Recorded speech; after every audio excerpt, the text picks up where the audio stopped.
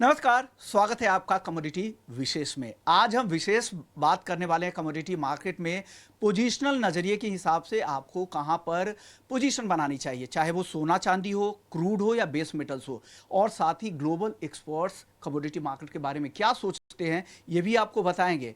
और साथ ही आगे हम एग्री मार्केट पर भी बात करेंगे। सबसे पहले हमारे साथ होंगे अमित गोयल साहब, जो पेस 360 के चीफ ग्लोबल स्ट्रैटेजिस्ट है। उनसे बात कर लेते हैं कि उनका नॉन एग्री मार्केट को लेकर क्या नजरिया है।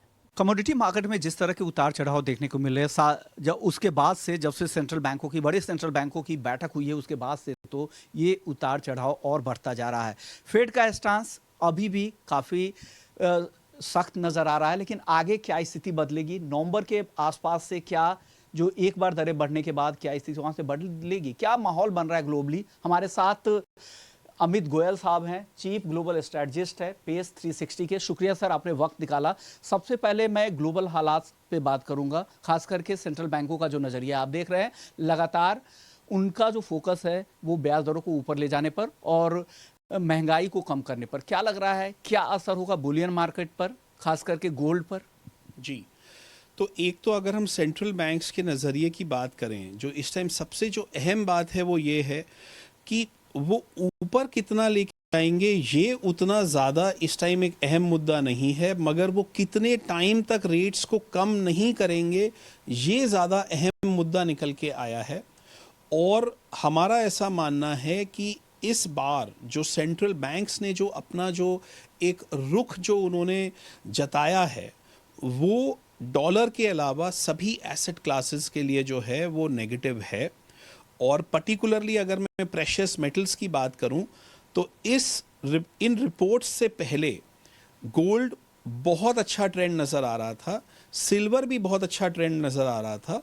और मैं अभी भी मेरा मानना है कि गोल्ड लॉन्ग टर्म में एक बहुत बुलिश एसेट क्लास है, अभी इसको बहुत ऊपर तक जाना है। मगर इस रुख के वजह से ये जो सेंट्रल बैंक्स का ये जो प्रेशर आया है, इसका जो इम्पैक्ट है वो अभी कुछ दिन और भी रह सकता है। कुछ तो इम्पैक्ट आ चुका है और कुछ अभी और आ सकता है।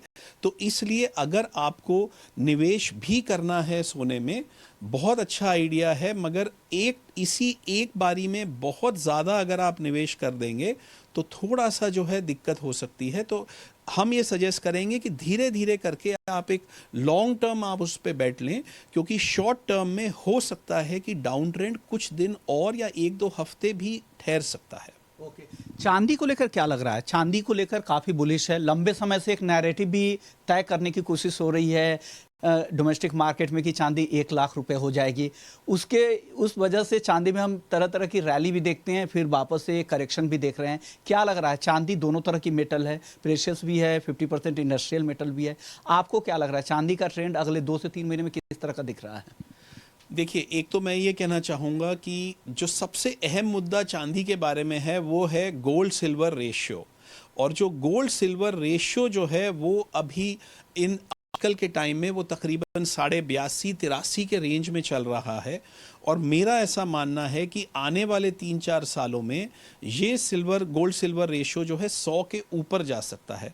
तो अगर आप मेरे से पूछेंगे कि लॉन्ग टर्म के हिसाब से गोल्ड बेहतर है या सिल्वर बेहतर है, तो मुझे ये कहने में बिल्कुल भी परेशानी नहीं होगी कि गोल्ड मुझे सिल्वर से बहुत बेहतर लग रहा है। और गोल्ड सिल्वर रेशियो का बॉटम अभी कुछ ही हफ्ते पहले बना था 77 पे। मेरा ऐसा मानना है ये ऊपर जा रहा है।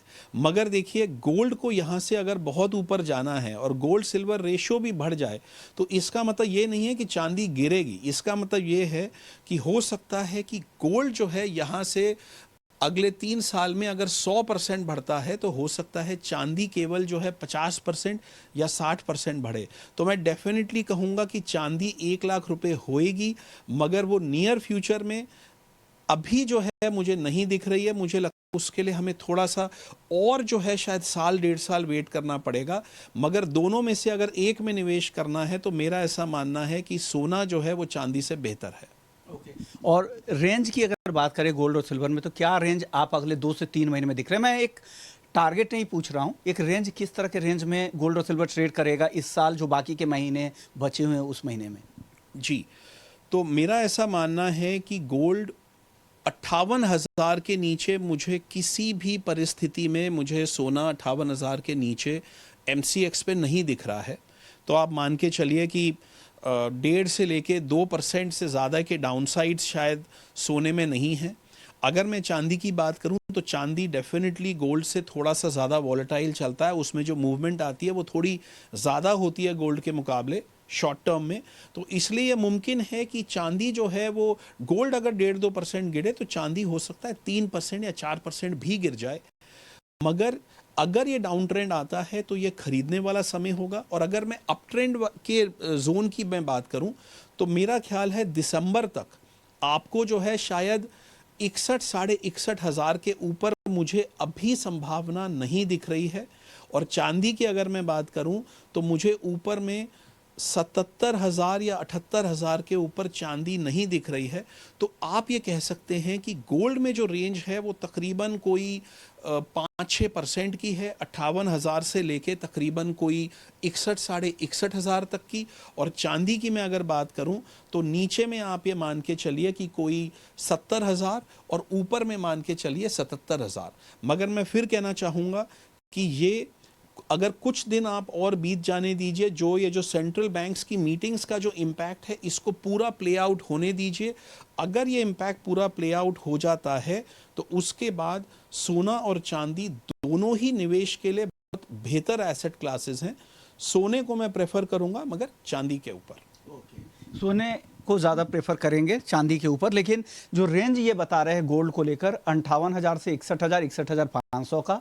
चांदी का जो रेंज है 70,000 से 77,000, 78,000 के ऊपर चांदी फिलहाल इस साल में जाती इनको नहीं दिख रही है। अब बात कर लेते हैं कच्चे तेल की लेकर। अमित जी, कच्चे तेल में जिस तरह की तेजी आई है पिछले कुछ महीने में, क्या लग रहा है ये तेजी कंटिन्यू होगी और इस लेवल पे क्या कच्चा तेल रुकेगा या डिमांड की चिंता फिर से बनेगी और वापस से कच्चा तेल नीचे आएगा? या हो सकता है कि कुछ ऐसे प्रोड्यूसर्स हो जो अपने उत्पादन इस ऊंचे भाव की वजह से बढ़ा दे और उस वजह से फिर से दबाव बने? क्या लग रहा है, क्या स्थिति आगे बढ़ेगी? क्योंकि इंडिया के हिसाब से काफ़ी महत्वपूर्ण है ये।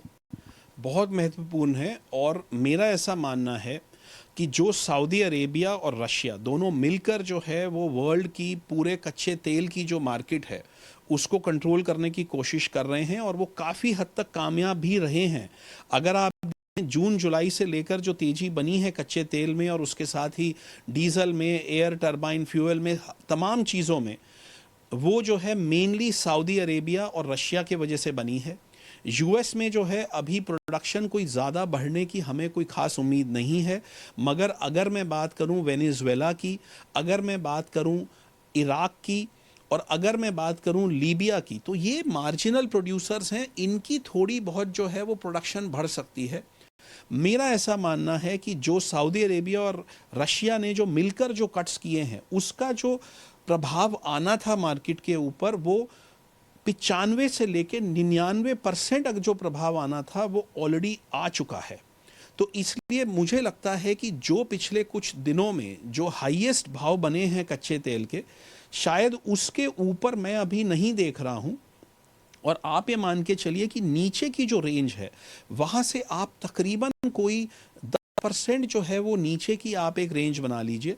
तो अगर ब्रेंट में अगर बात करूं कि 95 का घर अगर उसके ऊपर के घर हैं तो 85-86 से नीचे जो है अभी ब्रेंट नहीं दिख रहा है। मगर मैं ऐसा क्यों मानता हूं कि कच्चे तेल में बढ़ने की संभावना बहुत ज़्यादा नहीं है, उसकी वजह यह है कि धीरे जैसे जैसे ब्याज की दरें बढ़ रही हैं, मुझे ऐसा लगता है कि ये वर्ल्ड इकोनॉमी जो है वो धीरे धीरे एक स्लो डाउन की तरफ अग्रसर है। और ऐसे हालात में क्रूड की जो ओवरऑल जो डिमांड, ये जो Q3 जो अभी चल रहा है, ये highest ever crude oil demand गई है, हाईएस्ट एवर इतिहास में। मेरा ऐसा मानना है कि 2024 में जो ग्रोथ रेट आके जा रहे हैं कच्चे तेल के लिए, उतना ग्रोथ रेट कंजम्पशन में नहीं होने वाला है, जिसके वजह से मेरा ऐसा मानना है कि जो अभी रिसेंटली सितंबर के महीने में जो ऊपर के भाव बने हैं वो शायद इसकी top end of the range है, 10% उसके नीचे इसकी bottom end of the range है। मगर अगर आप मेरे से 6 महीने की बात करेंगे तो मैं कहूँगा कि मुझे यहाँ से क्रूड में नीचे का रुझान जो है ज़्यादा दिखता है और ऊपर का रुझान कम दिखता है। यानी 6 महीने में गिरावट की संभावना ज़्यादा लग रही है, लेकिन जो सितंबर महीने के जो टॉप आपने देखे थे, जो रेंज आपने देखा था उस ब्रॉडर रेंज में, तो कुल मिलाकर 85 से 95 का रेंज इस साल के लिए अमित जी को दिख रहा है ब्रेंट क्रूड का। अब बेस मेटल्स की बात करते थे, क्या लग रहा है डिमांड का सिनेरियो कैसा है मेटल्स मार्केट के लिए? हालांकि महीने भर की बात करें तो जिंक वगैरह अच्छा चला है, एल्युमिनियम में अच्छी तेजी आई है, कॉपर और लेड कुछ ज़्यादा चले नहीं। क्या लग रहा है किस तरह की चाल आपको बेस मेटल्स की आगे दिख रही है? देखिए, बेस मेटल्स में जो ऊपर की चाल आई है उसकी वजह है कि चाइना की सरकार ने और चाइना के सेंट्रल बैंक ने अपनी ब्याज की दरें भी गिराई हैं। उन्होंने जो है वो हाउस होल्ड्स को और कंपनियों को, दोनों को ही उन्होंने ज़्यादा लोन्स देने के लिए बैंकों को जो है उन्होंने आदेश दिए हैं। और उन्होंने जो प्रोविंशियल जो उनकी गवर्नमेंट्स हैं, जो लोकल गवर्नमेंट्स हैं, उनको भी उन्होंने कहा है कि आप जो है बाजार से पैसा रेज करिए इंफ्रास्ट्रक्चर के लिए और उसको जल्द से जल्द आप खर्च करिए। तो इसी वजह से हमने कॉपर में, एल्युमिनियम में, और अगर हम आयरन ओर की बात करें तो आयरन ओर में एक बड़ी तेजी बनी है पिछले कुछ हफ्तों में। ये सारी की सारी वजह जो है, ये चाइना में ये जो हरकतें हुई हैं सरकार के तरफ से और सेंट्रल बैंक के तरफ से, ये उसके वजह से हुआ है। मेरा ऐसा मानना है कि यहाँ से मुझे बहुत ज़्यादा जो लेवल्स जितने ऊपर आने थे, मुझे लगता है कि काफ़ी हद तक जो है वो ऊपर की रेंज डिफाइन हो रही है। मैं यकीनी तौर पे तो नहीं कह सकता, हो सकता है इस ऊपर के लेवल से भी 2, 4, 5% ऊपर चले जाएं तो कोई बड़ी बात नहीं है। मगर सितंबर के जो हाई लगे हैं, मुझे वहाँ से 10% या उससे ज़्यादा की तेज़ी कतई नहीं लगती। मुझे लगता है कि मोर और लेस हम ऊपर की रेंज रहे हैं। और वैसे भी एक और वजह अगर हम देखें, चाइना में जैसे ही सर्दियां आती हैं तो फॉग और स्मॉग की जो समस्या है वो दोबारा से जड़ पकड़ती है। उसके वजह से एक उनके पास एक टाइम पीरियड होता है सितंबर से लेके अक्टूबर तक, जब वो अपनी फैक्ट्रियों को कभी बंद नहीं करते, क्योंकि उस टाइम पोल्यूशन और स्मॉग उनके लिए बहुत बड़ा इशू नहीं होता। तो एक तरफ जो है वो सरकार ने और बैंकों ने पैसे में जो है वो ढिलाई जो है उन्होंने की, और दूसरी तरफ सर्दियां आने से पहले एक टाइम, एक क्लीन पीरियड है जब फैक्ट्रियां अपनी प्रोडक्शन बढ़ा सकती हैं और प्रोविंशियल जो सरकारें हैं वो अपना खर्चा कर रही हैं इंफ्रास्ट्रक्चर के लिए। तो मेरा ऐसा मानना है कि जो सितंबर के जो उच्चतम भाव होंगे उससे जो है ज़्यादा ऊपर का मुझे अक्टूबर नवंबर में जाने की कोई बहुत ज़्यादा संभावना नहीं दिखती है। और मेरा ऐसा मानना है, अगर मैं लंबी अवधि की बात करूं तो चाइना की जो इकोनॉमी है, ये शॉर्ट टर्म जो मेजर्स लिए हैं वो एक अलग जगह हैं, मगर लॉन्ग टर्म में चाइना की इकोनॉमी मुझे ख़राब होती हुई नज़र आती है आने वाले 6 महीने से लेके 1 साल में। तो अगर मैं लंबी अवधि की बात करूं तो मेरा बेस मेटल्स पे तकरीबन अमूमन मेरा जो है वो नीचे का रुझान मुझे दिखता है, मगर अभी एकदम से मुझे कोई बहुत बड़ा फॉल नहीं दिखता। जैसे हमने क्रूड की बात की, जैसे अभी हमने गोल्ड सिल्वर की बात की, मुझे लगता है कि बेस मेटल्स भी एक रेंज पकड़ सकते हैं। मगर अगर आप लंबी अवधि की बात करेंगे तो मैं 90% चांस नीचे की रेंज, नीचे का लेवल तोड़ने की मैं संभावना देखूंगा, बजाय कि अगले 6 महीनों में ऊपर का लेवल तोड़ने की संभावना के। यानी अगले 6 महीने में बहुत ज़्यादा तेजी की यहाँ से संभावना नहीं है, जो संभावना है वो नीचे की तरफ ज़्यादा दिख रही है। शुक्रिया अमित जी, आपने वक्त निकाला ईटी नाउ स्वदेश के लिए। तो आपने सुना अमित गोयल साहब को कि नॉन एग्री मार्केट को लेकर उनका क्या व्यू है, चाहे वो गोल्ड हो, सिल्वर हो, क्रूड हो या बेस मेटल्स हो, आगे किस तरह की चाल रह सकती है। और पोजिशनली उन्होंने अपनी राय भी रखी, एक रेंज भी बताया ताकि आपको सहूलियत हो। अब हमारे साथ अवंस ग्रुप के कमर सदरी साहब हैं। शुक्रिया, आपने वक्त निकाला। अब हम आपसे बात करेंगे एग्री मार्केट को लेकर। सबसे पहले बात करते हैं हम ग्वार की, क्योंकि ग्वार अभी काफ़ी चर्चा में है, और खास करके राजस्थान में जो सितंबर की बारिश हुई है ना, उसके बाद काफ़ी असमंजस की स्थिति है लोगों में। जो ट्रेडर्स हैं या जो भी पार्टिसिपेंट्स हैं, उनको लग रहा है कि क्या होगा, क्या फसलों को नुकसान हुआ है इस बारिश से या फ़ायदा, ये अभी बिल्कुल साफ नहीं दिख रहा है। ये अक्टूबर की शुरुआत में ही पता चलेगा। क्या लग रहा है, किस तरह की चाल आपको ग्वार की यहाँ से दिख रही है, और क्या सलाह देंगे जो ट्रेडर्स हैं, स्टॉकिस्ट है, फार्मर्स हैं उनको? सर, ग्वार सीड में हमने नोटिस किया है कि सर पिछले मतलब अगर हम सितंबर का देखें तो अराउंड सितंबर 5-6 के आसपास ग्वार सीड, ग्वार गम दोनों ने काफ़ी अच्छे रेट दिखाए थे। जैसे ग्वार सीड वो टाइम पे 6500 की रेंज में था और ग्वार गम 13,500 तक का हाई दिखाया था। लेकिन सर वहाँ से अगर हम आज के प्राइजेस देखें तो मोर देन 10 to 15% का करेक्शन तकरीबन दोनों में आ चुका है, और करंटली अभी 12,000 के भाव पे गम और तकरीबन 5900 के आसपास ग्वार सीड का अक्टूबर मंथ का कॉन्ट्रैक्ट ट्रेड कर रहा है। तो सर ये प्राइजेज हम देखें तो सर काफ़ी हद तक करेक्ट हो चुके हैं फ्रॉम दोज हाइज। तो सर मुझे लग रहा है अभी at least for the next 15-20 days के होराइजन के लिए इन दोनों में सर थोड़ा बाइंग कर सकते हैं। पिछले 2 दिनों से सर फिजिकल में भी सर थोड़ा बहुत डिमांड गम और सीड दोनों में देखने मिला है। और सर जहाँ तक वेदर के नुकसान की बात करें सर, अभी तक कोई क्रॉप डैमेज के समाचार आए नहीं है। इनफैक्ट सर मैं थोड़ी देर पहले ही ये पिछले 2 हफ्ते अगले 2 हफ्ते का वेदर फॉरकास्ट भी देख रहा था। तो सर बीकानेर में तो sir till the 7th-8th of October तक सर ऑलमोस्ट एवरी डे थोड़ी बहुत बारिश या क्लाउडी टेम्परेचर दिखा रहा है। तो मेरे ख्याल से उससे कोई ज़्यादा नुकसान आने वाली बात नज़र नहीं आ रही। गंगानगर में थोड़ा रेन का इतना प्रेडिक्शन नहीं है, ज़्यादातर थोड़ा सनी ही दिखा रहा है। बट सर अगर होल एंड सोल में यही बोले कि सर करंट प्राइजेस काफ़ी हाई से करेक्ट हो चुके हैं, इन भाव पे सर मैं ज़्यादा बेरिश ओपिनियन नहीं रखना चाहूँगा। ओके, बेरिश हाँ। ओपिनियन नहीं रखना चाह रहे हैं तो क्या रहेगा, किस तरह के रेंज सर अगले आप- 1-2 आप- महीने की बिल्कुल, हिसाब सर आप घटे भाव पे बाय कर सकते हैं। मेरी हिसाब से सर आपको ग्वार सीड में वापस से एक बार सर 63 to 6400 के प्राइसेस दिख सकते हैं। एंड सर इवन फॉर ग्वार गम सर अबाउट 12,700 से लेके 12,600-800 की रेंज तक आपको प्राइसेस दिखेंगे एक बार वापस। टाइम फ्रेम सर क्या होगा जो आपने ये टारगेट दिए है उसके? Sir about 3 weeks. 3 हफ्ते का टारगेट आपने दिया है ये ग्वार सीड और ग्वारगम को लेकर। अब बात कर लेते हैं सर मसालों की, क्योंकि मसाला इस साल काफ़ी चर्चा में रहा है। जिस तरह की वन वे रैली हमने जीरा और हल्दी में देखी थी, हालांकि धनिया भी तेज हुआ साथ साथ, लेकिन फिर से वापस से नीचे की तरफ आ गया है। अब एक एक करके बात कर लेते हैं। जीरा हालांकि सबसे पॉपुलर है और सबसे ज़्यादा तेजी भी यहीं पे देखने को मिली है। बिल्कुल। क्या लग रहा है आगे के फंडामेंटल्स क्या है? क्या अभी भी इन लेवल्स पे भी दम है, और क्या त्योहारी मांग और कम स्टॉक का फायदा फिर से जीरे को मिलेगा और जीरा फिर से नई ऊंचाई बनाएगा? सर जीरा में मुझे अभी भी एक आखिरी लैप की तेजी बाकी है नज़र आ रहा है। सर जैसे हम अगर देखें तो थोड़ा बहुत उसमें भी हमने करेक्शन देखा है।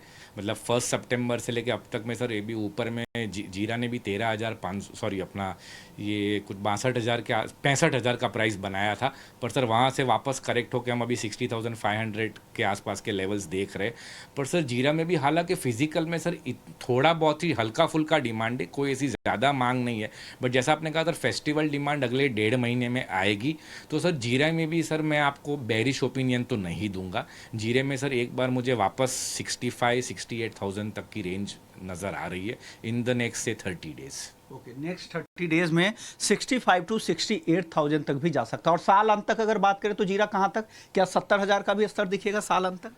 सर इसमें देखो सर अगर फिजिकल डिमांड का साथ रहा और सर उसी टाइम पे सर मैं समझता हूँ अगले 1-1.5 महीने के अंदर जीरा के सोइंग के भी समाचार आने शुरू हो जाएंगे।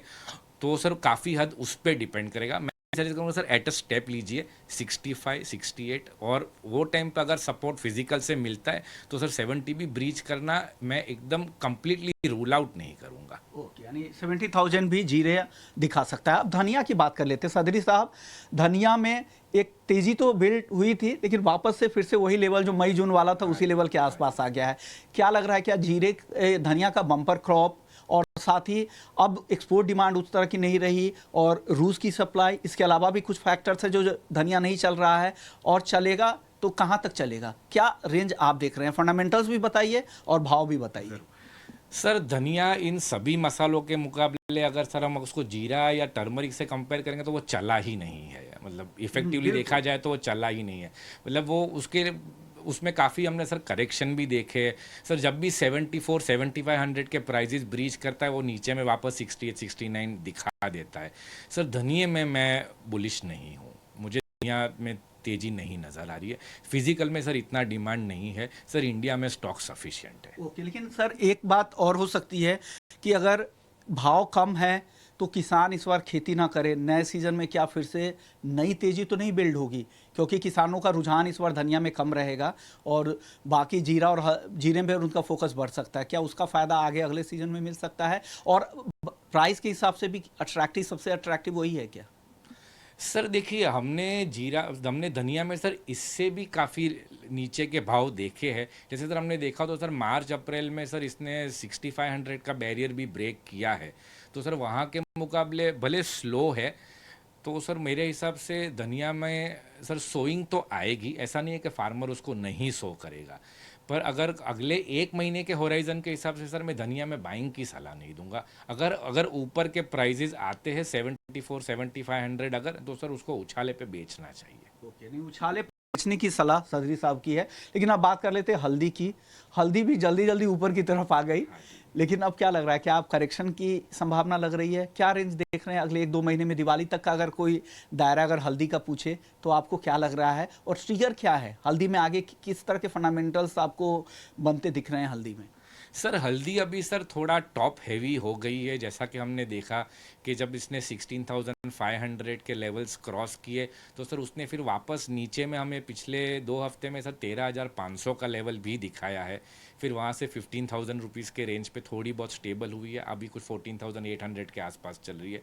तो सर टर्मरिक में मैं बोलूँगा कि सर एक क्लियर ट्रेंड बता पाना थोड़ा मुश्किल है, क्योंकि काफ़ी रेंज बाउंड चल रही है और फिजिकल का डिमांड इतना उसको सपोर्ट नहीं कर पा रहा है। ओके सर, सोइंग को लेकर और उत्पादन को लेकर आपका अनुमान क्या है? क्या लग रहा है, क्या सरकार ने जो टारगेट या जो अनुमान लगा रखा है उससे कम उत्पादन होगा? क्या लग रहा है आप लोगों की, क्या उम्मीद है? सोइंग को लेकर डेटा है और उत्पादन को लेकर क्या डेटा है हल्दी में?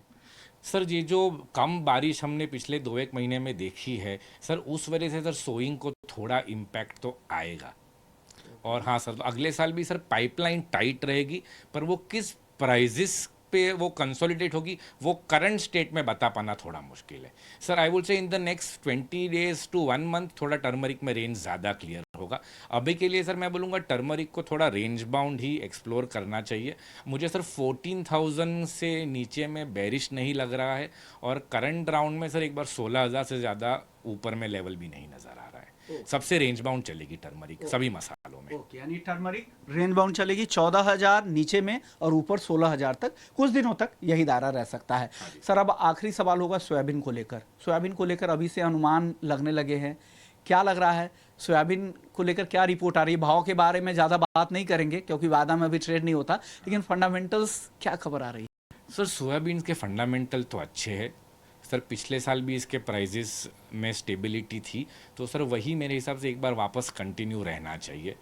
और सर अभी देखिए अगले हफ्ते ग्लोब ऑयल का भी सेमिनार है जिसमें सारे दिग्गज सोयाबीन के बारे में बात करेंगे, उसके प्रोडक्शन नंबर्स के बारे में, तो सर वहाँ पे थोड़ा पिक्चर ज़्यादा क्लियर होकर आएगा।